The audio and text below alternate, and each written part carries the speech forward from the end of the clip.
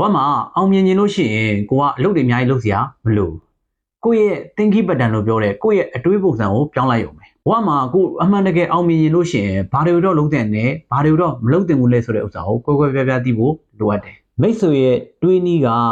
မိတ်ဆွေရဲ့ action ကိုသတ်မှတ်တယ်အဲ့ဒီ action တွေကကြတော့မိတ်ဆွေရဲ့ result တွေကိုဖန်တီးပေးတယ်ဥပမာအဖြစ်ငါအောင်မြင်တဲ့စီးပွားရေးလုပ်ငန်းရှင်မဖြစ်နိုင်ဘူးလို့တွေးလိုက်တဲ့နဲ့အများအဲ့ဒါကိုမလုပ်တော့ဘူး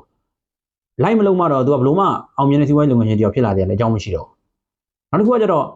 ငါအောင်မြင်တဲ့စီးပွားရေးလုပ်ငန်းရှင်တယောက်ဖြစ်နိုင်တယ်ငါအနေနဲ့စူးစမ်းပြီးတော့လုပ်ကြည့်မယ်လို့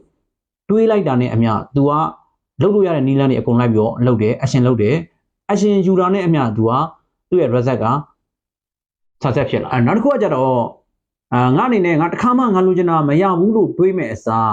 ဒီကိုယ့်ရဲ့ thinking pattern ကိုပြောင်းပြီးတော့ငါအနေနဲ့ဒီနေ့ကစပြီးတော့ငါလိုချင်တာတွေရဖို့အတွက်တစားငါပြုပြင်သွားမယ်ဆိုတာမျိုးတွေးတဲ့နေ thinking ပြောင်းလို့ရှိရင် action တွေကအလိုလိုပြောင်းသွားတယ်ဒါကြောင့်ကိုကအောင်မြင်ခြင်းနဲ့ဆိုလို့ရှိရင်ကိုယ့်ရဲ့ limiting belief တွေကိုဖော်ထုတ်အဲ့ဒီ limiting belief တစ်ခုချင်းစီကို positive thinking pattern ဖြစ်ပြောင်းပြပါ positive thought တွေကတကယ် action ဖြစ်လိုက်ပါလာပြီးတော့မှမှန်ကန်တဲ့ရလဒ်တွေကိုကိုယ်တိုင်တိစောက်သွားနိုင်ပါတယ်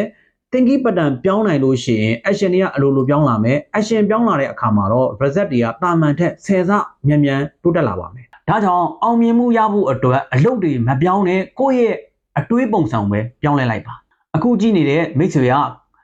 ရဲ့ thinking pattern ကို positive အဖြစ်ပြောင်းလဲမယ်ဆိုရင် comment မှာ yes လို့ရေးသွားခဲ့ပေးပါကျေးဇူးတင်ပါတယ်